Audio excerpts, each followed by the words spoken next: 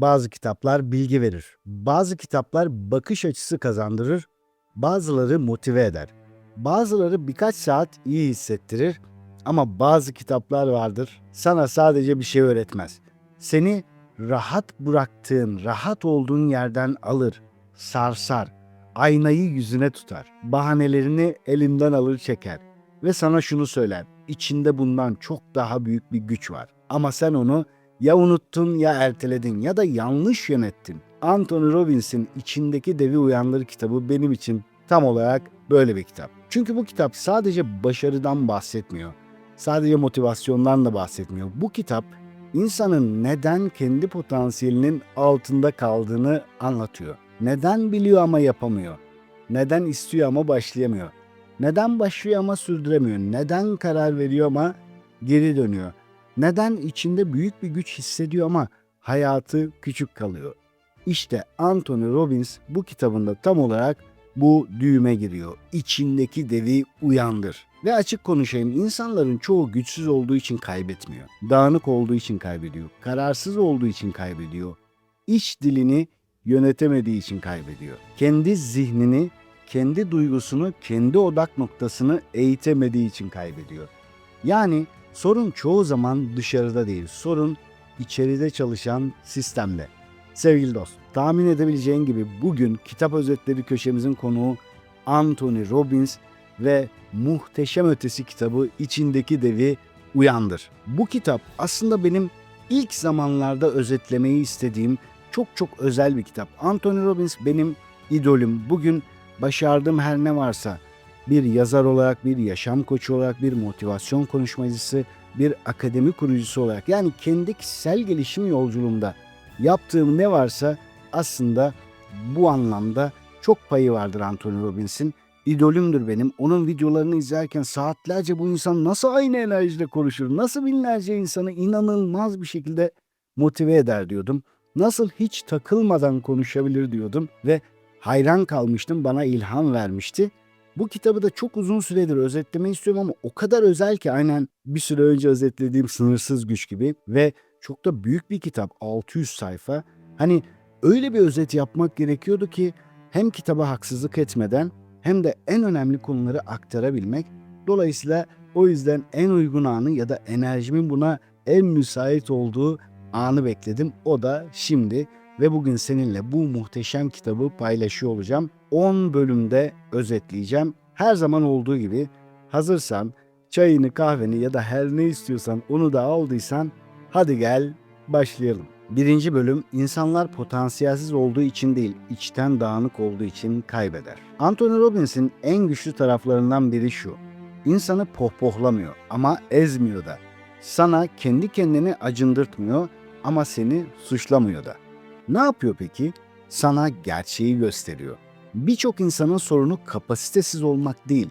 Sorun, sahip olduğu kapasiteyi odaklanmış bir güce dönüştürememek. Bunu yapamamak. Bak, etrafında mutlaka görmüşsündür. Aslında çok zeki insanlar vardır ama darmadağındır. Belki sen de onlardan biri olabilirsin. Çok yetenekli insanlar vardır ama bir türlü toparlanamaz. Çok güzel konuşan insanlar vardır ancak kendi hayatını yönetemez. İyi kalpli insanlar vardır ama hep kendini sabote eder. Çok şey bilen insanlar vardır ancak olduğu yerde sayar. Peki neden? Çünkü hayatı değiştiren şey sadece yetenek değildir. Hayatı değiştiren şey iç sistemi yönetebilme gücüdür. Sevgili dost, yani senin odak noktan, karar kaliten, duygusal durumun, kendine söylediğin cümleler, neleri normal kabul ettiğin, hangi kimliğe sadık kaldığın. İnsan işte burada kazanıyor ya da kaybediyor. Ve bu bazen çok acı bir şeydir. Çünkü insan içten içebilir, ben bundan daha fazlasıyım der. Ama günün sonunda yaşadığı hayat içindeki ihtimali doğrulamaz. İşte o zaman insan yorulur. Çünkü başarısızlık kadar acı veren bir şey varsa o da potansiyelini hissedip yaşayamamaktır. Anthony Robbins'in kitabı burada tokat gibi bir şey söylüyor. Hayatını değiştirmek istiyorsan önce iç düzenini kurman gerekir diyor. Çünkü dağınık zihin büyük bir hayat yaşayamaz. Bölüm 2: Acı ve zevk. Tüm sistemin çekirdeği. Şimdi burada durmamız gerekiyor. Çünkü Anthony Robbins'i diğer herkesten ayıran şey tam olarak buradan başlıyor. Beni de çok etkilemişti. Kendi hayatımı düzenleyip değiştirmem, dönüştürmem belki de burada başlamıştı. Robbins diyor ki insan iki şeyin kölesidir. Acıdan kaçmak veya zevke ulaşmak. Bu basit görünüyor ancak içini açtığında her şeyi açıklıyor. Neden başlayamıyor insanlar? Çünkü başlamak şu an bir acıyla ilişkilendirilmiş. Bir disiplin acısıyla, reddedilme korkusuyla, başarısız görünme korkusuyla ilişkilendirilmiş. Bu acıdan korktuğu için başlamıyor. Emek vermek zorunda kalma acısından korktuğu için başlayamıyor. Neden sürdüremiyor? Çünkü eski alışkanlık şu an daha az acı veriyor. O eski alışkanlık tanıdık ve güvenli, öngörülebilir. Neden değişiyor insan? Acı büyüdüğünde. Yani mevcut durum değişmenin acısından daha ağır basmaya başladığında, tahammül ettiğin şeyler artık tahammül edilmez olduğunda değişmeye başlıyorsun. Anthony Robbins bunu şöyle özetliyor. İnsanlar acıdan kaçmak için değişir, zevk için değil. Bu yüzden motivasyon yetmez. Acının farkındalığı gerekir. Şu an yaşadığın yanlışın, zorluğun farkındalığı gerekir. Hadi gel bir uygulama yapalım. Acı çarpanına bakalım. Şu an içinde en uzun süredir sürüklediğin o alışkanlığı, durumu ertelemeyi seç. Ve şimdi kendine şu soruları sor. İçten içe, samimice ama sadece soru değil, hissederek. Bu böyle devam ederse 3 yıl sonra ben nerede olacağım? Bedenin, ilişkilerin, öz saygın, enerjin. Bu böyle devam ederse 5 yıl sonra kim olacağım? Bu bana şimdiye kadar nelere mal oldu? Sadece para değil, zaman, enerji, fırsat, özgüven. Bırak o sayı içinde büyüsün. Küçümseme, kaçma. Bir an gerçekten hisset. Yani şu anda aslında değiştirmek istediğin o alışkanlıkların sana nelere mal oluyor? O acıyı bir hisset. Çünkü Robbins'e göre değişim acı yeterince büyüdüğünde başlıyor ve bazen insanın kendine yapabileceği en güçlü şey gerçeği olduğundan daha küçük görmekten artık vazgeçmektir. 3. bölüm hayatı değiştiren şey istemek değil, karar. İnsanların çoğu istiyor ama çok azı karar veriyor. Ve bu ikisi aynı şey değil. İstemek rahat bir şeydir. Hoştur, hayal kurdurur, iyi gelir ama bedel istemez. Herkes bir şekilde bir şeyleri istediğini söyler. Karar ise başka bir şeydir. Karar köprüye çıkıp geri dönme ihtimalini tamamen yok etmektir. Karar eski halinle bağını gevşetmek değil, tamamen kesmektir. Karar olursa güzel olur değil, olacak çünkü ben artık bunun insanıyım noktasına gelmektir. Karar ne olursa olsun yapacağım, ne olursa olsun bir yolunu bulacağım demek. Bir insan zayıflamak isteyebilir ama gece yine aynı alışkanlığa döner. Çünkü istemiştir, karar vermemiştir. Bir insan ilişkisinde huzur isteyebilir ama aynı dili, aynı tepkileri, aynı yararlı refleksleri sürdürür. Çünkü istemiştir, karar vermemiştir. Bir insan maddi olarak güçlenmek isteyebilir ama riskten, reddedilmekten, görünmekten hala korkuyordur. Çünkü istemiştir, karar vermemiştir. Ve Robbins burada çok keskin bir ayrım yapıyor. İki kelime, iki farklı hayat diyor. Yapmalıyım ya da yapmak zorundayım. Çünkü artık buna tahammül edemiyorum. İşte karar anları böyle anlardır. Spor yapmalıyım, daha iyi beslenmeliyim, daha çok çalışmalıyım. Ama bu işte istemektir. Hiçbir zaman harekete geçirmiyor ya da geçiyorsun sonra vazgeçiyorsun. Çünkü seçenek bırakıyorsun kendine. Kaçış kapısı açık. Karar ise başka bir şeydir. Artık başka türlü olamam. Bu noktaya gelen insan değişiyor işte. Çünkü değişmemek daha fazla acı veriyor artık. O ağır bedeni taşımak, o sağlıksız bedende yaşamak, o küçücük gelirle yaşamaya çalışmak artık çok acı veriyor. Kabullenemeyeceğin duruma gelince karar veriyorsun. Yakıcı arzu bu yüzden motivasyondan farklıdır. Motivasyon gelir geçer. Yakıcı arzu ise kişinin içinde bir zorunluluk olarak büyür. Ben artık bunu taşıyamam.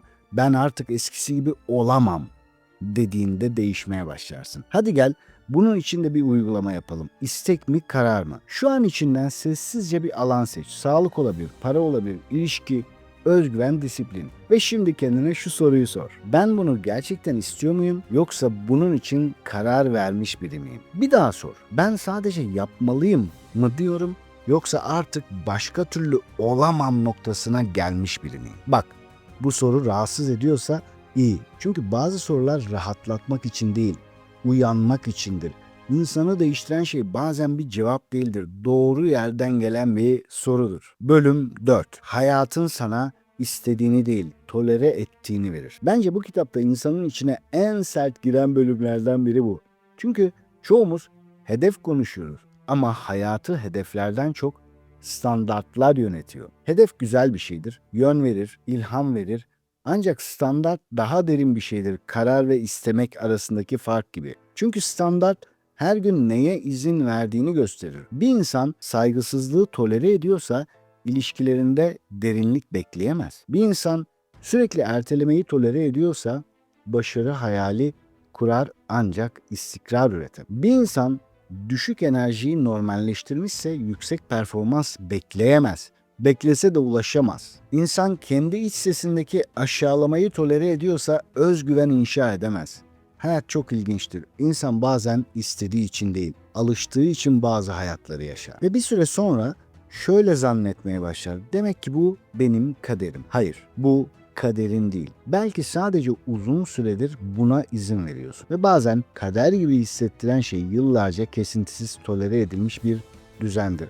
Ancak senin standardın hiç kimsenin bana saygısızlık yapmasına izin vermeyeceğim şeklinde olursa hiçbir ilişkide zaten bu olumsuzlukları yaşamazsın. Sınırların aşılmaz.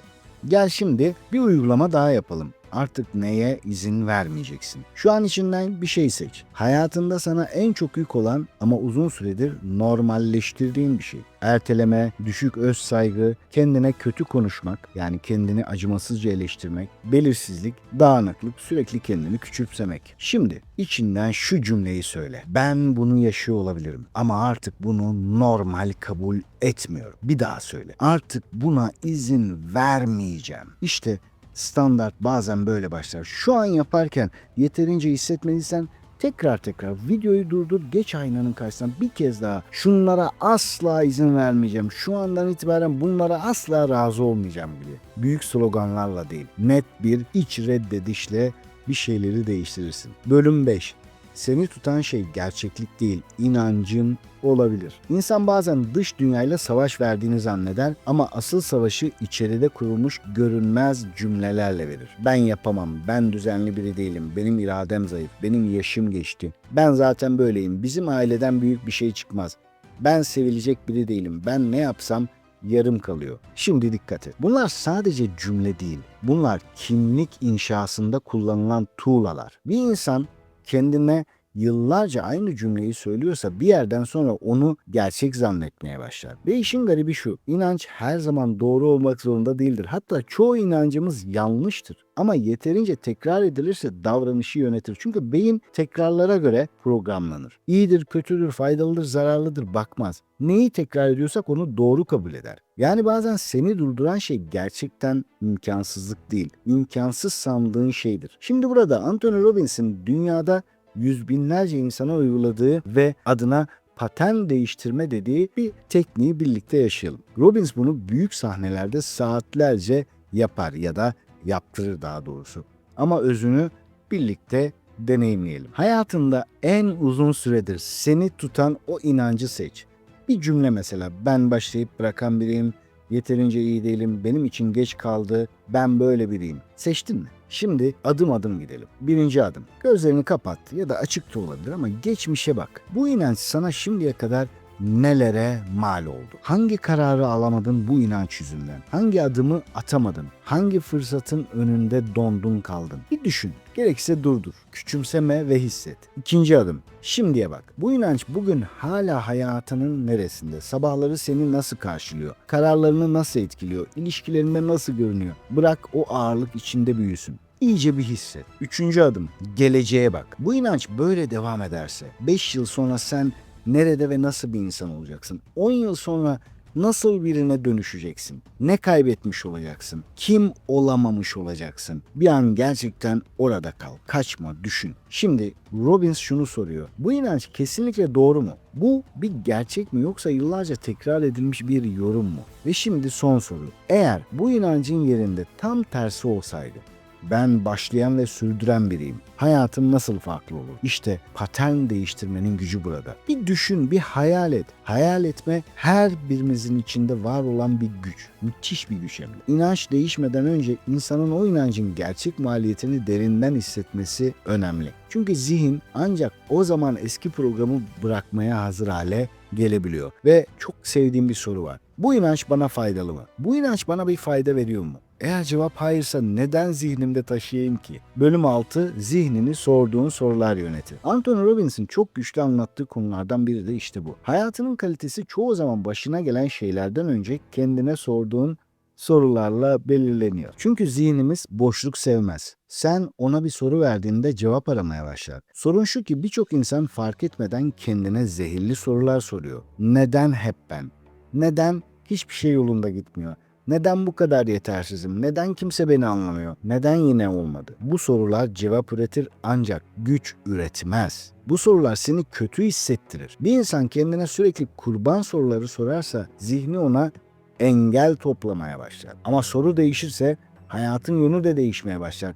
Sadece şu an benimle beraber kendi duyabileceğin kadar bir sesle bunları tekrar et ve gör. Buradan ne öğrenebilirim? Ben bunu nasıl dönüştürebilirim? Şu an kontrol edebileceğim ilk adım ne? Bu beni ezmek için mi geldi, büyütmek için mi? Ben bugün neyi farklı yapacağım? İşte burada enerji değişir. Hadi gel yine mini bir uygulama yapalım. Soruların farkını görmek için bir daha odaklanalım. Önce içinden şu soruyu sor. Neden ben böyleyim? Gerekirse bir durdur, 1-2 dakika burada bekle. Neden ben böyleyim? Bedenine bir bak. İçeride nasıl bir his oluşuyor? Fark et. Şimdi bunu bırak ve şu soruyu sor. Ben kendimi dönüştürmek için bugün hangi tek adımı atabilirim? Bak ses tonun bile ister istemez değişiyor. Aksi mümkün değil. Sorunun enerjisi farklı çünkü. Bir saniye daha bekle. Yine bedenine bak şimdi. Ne hissediyorsun? Bak olay değişmedi. Aynı olaya sadece 2 farklı bakış açısıyla yaklaştık. Hayat değişmedi ama soru değişti ve o anda enerjinin yönü değişiyor. Bazı insanlar bu yüzden yıllarca aynı yerde kalır. Yanlış cevaplar yüzünden değil, yanlış sorular yüzünden. Bölüm 7. Beyin hayal ile gerçeği zannettiğimiz kadar ayıramaz. Burada çok sevdiğim kısa bir deneyime geleceğiz. Çünkü Anthony Robbins'in anlattığı birçok şeyin temelinde şu var. Zihnin odaklandığın şeye ve ona verdiğin anlama göre bedenini ve duygunu etkiler. Ve bunu bazen konuşarak değil, yaşayarak anlamak gerekir. Şimdi sevgili dost, şu andan itibaren lütfen gözlerini kapatarak dinle beni. Yerinden kalktın, hayal ediyorsun. Mutfağa gittin. Mutfaktan içeri gir. Buzdolabının kapağını aç ve o serinliği bir hisset buzdolabının kapağını açtığında. Şimdi oradan bir tane limon al, kapağı kapat. Lavaboya doğru yürü. Limonu suyun altında yıkamaya başla. O suyun serinliğini ellerinde hisset. Limonu güzelce tertemiz yıkıyorsun. Şimdi tezgaha koydun. Oradan bıçağı al.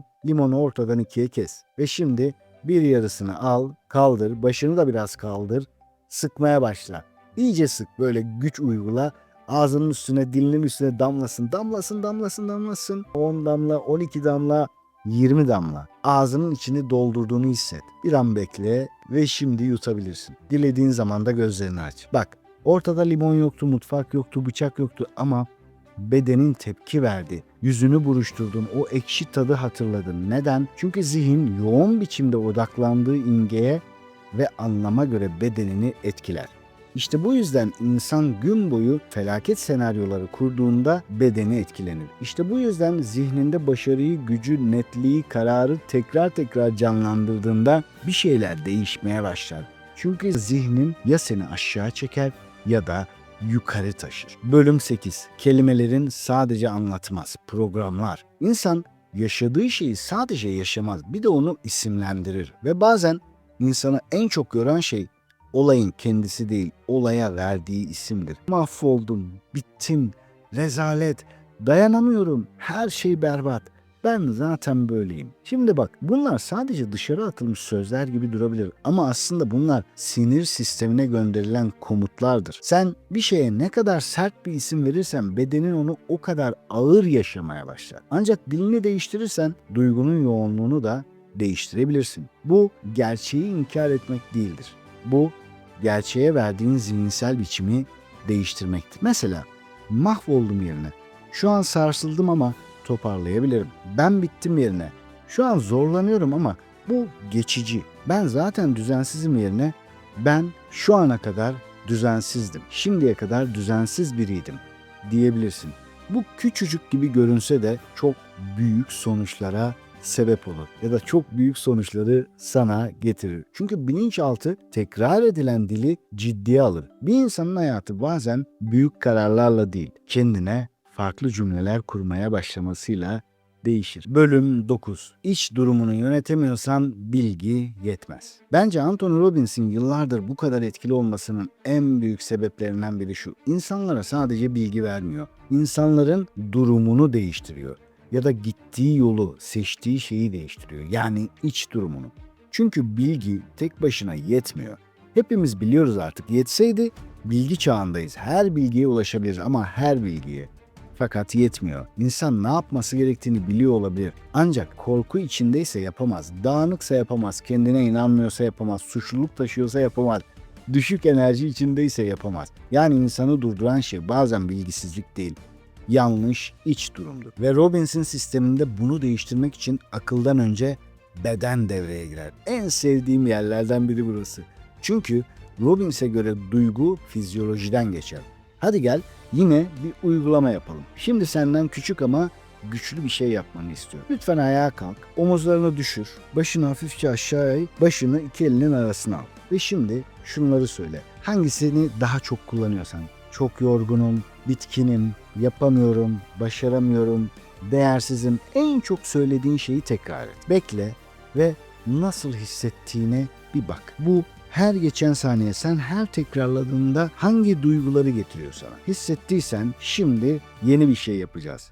Başını kaldır, tam karşıya bak. Omuzların dimdik olsun ve benimle beraber ellerini kaldır şimdi. Benimle beraber tekrarla. Evet. Bir daha tekrarla. Evet. Şimdi bir daha tekrarla. Evet. Ya da başka bir şey söyle. Yapabilirim de. Başarabilirim de. Kendime inanıyorum de. Şimdi enerjin nasıl değişti? Ve hatta bir şey daha istiyorum senden. Şimdi fizyolojin şu durumdayken bir deneme yapalım. Aynen böyleyken ya da Superman ya da Wonder Woman duruşuyla lütfen şunu dene. Az önce hani söylüyordun ya, yapamam, başarısızım, yapamıyorum, bitkinim. Bunu söylemeyi bir dener misin lütfen? Söyleyebiliyor musun hatta? Ellerin böyle ya da şu şekilde duruyorsun, bir Superman duruşu, böyle hafif de yan, kendinden eminsin. Omuzların dimdik. Söyleyebiliyor musun şu anda? Ya da söylesen bile sana kötü hissettiriyor mu? Hissettiremez. Hatta muhtemelen söyleyemezsin. Neden? Çünkü bedenin beynine bir mesaj gönderdi. Harika hissediyorum, güçlüyüm, özgüvenim yerinde, yapabilirim, başarılıyım. Bu mesaj gittikten sonra istesen de kötü hissedemezsin. Ve bu bize şunu anlatıyor. Eğer bedenini doğru kullanırsan aslında davranışlarını çok hızlı değiştirebilirsin. Çünkü duygular değişince davranışlar da değişir. Sevgili dost, tam burada çok kısa ama önemli bir şey söylemek istiyorum. Çünkü şu ana kadar anlattığım her şey, acı, zevk dengesi, karar, standartlar, dil, zihinsel odak, iç konuşma, duygusal durum, kimlik ya da fizyolojiyi yönetmek. Bunlar sadece kulağa hoş gelen fikirler değil. Bunlar çalışılması gereken şeyler, tekrar edilmesi gereken şeyler, yaşanması gereken şeyler. O yüzden eğer bu videoda anlattıklarımı sadece duymak değil, gerçekten hayatta uygulamak istiyorum dersen sana kısa bir davetim var. 22 Nisan'da 8. dönem 21 günde zihnini formatla challenge eğitimim başlıyor. Daha önce 7 kez çıktık bu yolculuğa yaklaşık 600 kişiyle ve inanılmaz değişimler yaşadık. Biz buna bazen sabah 5.30 kulübü de diyoruz. Çünkü insan bazen hayatını akşam yorgunluğunda değil, sabahın sessizliğinde yeniden kurar. Eğer zihnini, dilini, enerjini, iç sesini, odak noktanı ve kimliğini yeniden şekillendirmek istiyorsan, orada bunu birlikte adım adım yaşıyoruz. Burada konuştuğumuz şeyleri sadece anlamak değil, gerçekten hayatına yerleştirmek istiyorsan 22 Nisan'ı not et. Ve bu anlattıklarımı incelemek, iyice anlamak isterim dersen açıklamalar bölümüne link bırakacağım. Tıklayıp inceleyebilirsin. Hadi şimdi devam edelim çünkü bütün bunların kalıcı olması için son bir anahtar daha var. Bölüm 10. Davranış değişikliği yetmez. Kimlik değişmeli. İnsanlar çoğu zaman şunu yapıyor. Davranışını değiştirmeye çalışıyor. Ancak kimliği aynı bırakıyor. Ve sonra şaşırıyor ya, neden tekrar eski halime dönüyorum? Çünkü yüzey değişiyor ancak derin kod aynı kalıyor. Yani toprağın altındaki o kökleri, tohumu, Oradaki işleyişi değiştirmeden toprağın üstündeki şey nasıl değişir ki? Ağacın kökünde ne varsa meyvesi ona benzer. Ben spor yapmaya çalışıyorum ama iç kimlik şöyle. Ben düzensiz biriyim. Ben daha özgüvenli olmaya çalışıyorum ama iç kimlik şöyle. Ben aslında güçlü biri değilim. Ben hayatımı değiştirmek istiyorum ama iç kimlik ben başlayıp bırakan biriyim diyor. İşte insan burada yeniliyor. Çünkü davranış geçicidir, kimlik kalıcıdır. Davranış itebilir, kimlik çekim alanı oluşturur. Ben ne yapmalıyım sorusundan sonra değil, ben kim olmaya karar veriyorum sorusuyla başlar. Bu yüzden gerçek dönüşüm ben ne yapmalıyım sorusundan sonra değil, ben kim olmaya karar veriyorum sorusuyla başlar. Ve bence bu videonun en ağır cümlelerinden biri olabilir. İnsan alışkanlıklarını değiştirmeden önce kendine dair verdiği kararı değiştirmelidir. Sen kendini nasıl biri olarak görüyorsun? Disiplinsiz biri mi? Kırılgan biri mi? Geç kalmış biri mi? Yarım bırakan biri mi? Yoksa öğrenen, büyüyen, dönüşen, güçlenen biri mi? Çünkü hayatını çoğu zaman kapasiten değil, kimliğine, sadakatin belirler. Bugüne kadar çok fazla insanla birebir seanslar yaptım, eğitimler yaptık. İnsanlar hep şöyle diyordu. Ben takıntılı biriyim hocam. Ben yapamayan biriyim. Ben özgüvensiz biriyim. Ben topluluk önünde konuşamayan biriyim. Hep şunu sordum insanlara. Nereden biliyorsun? Yani sen standart özelliklerle üretilmiş bir robot musun? Teşbihte hata olmaz. Beni yanlış anlama lütfen. Bunları söylediğin sürece değişebilir misin? Sen kendi kendini böyle kodladıktan sonra değişmen mümkün mü? Ama bunu bir zamana ve bir mekana ya da geçici süreli bir şeye indirgersen o zaman kimliğine dönüşmez. Yani sorumsuz biriyim yerine son dönemde sorumluluklarımı biraz aksatıyorum. Disiplinsiz biriyim yerine son dönemde kendime biraz izin veriyorum. Rahat bırakıyorum gibi. O zaman zamana hapsedersin.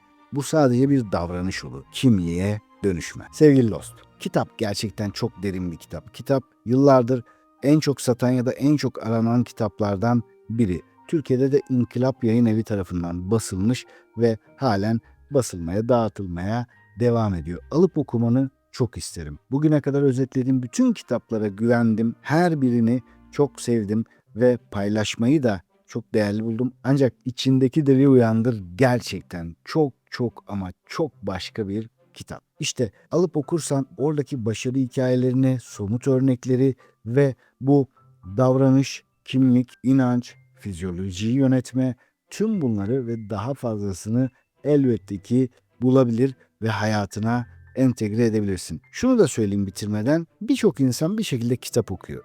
Hatta bazen sohbet ediyoruz. Bazıları benden daha fazla okumuş ya da kimi kitapları benden daha önce okumuş. Ama bakıyor ve çok üzülüyorum, hayatına uygulamamış. Bu da yine kimlikle alakalı. Şöyle, okuyor kitabı, şöyle diyor. Adam çok güzel söylemiş de bana uymaz. Adam çok güzel yazmış da Türkiye'de olmaz. Yani yine inançlar bir şeyleri yapmayı engelliyor. Halbuki bir kere olsun ya bir denesem ne çıkar? Bir süre buna göre davransam ne çıkar? Ne kaybedebilirim dese belki de orada hayatını değiştirmeye başlayacak. Sana da bunu tavsiye ederim sevgili dost. Bir kitap, bir eğitim, bir podcast, bir video, bunlar hoşuna gittiği zaman al ve anında uygulamaya azmet. Gör bakalım acaba hayatın değişiyor mu, değişmiyor mu? Ve her zaman olduğu gibi bitirirken vicdani bir hatırlatma yapacağım.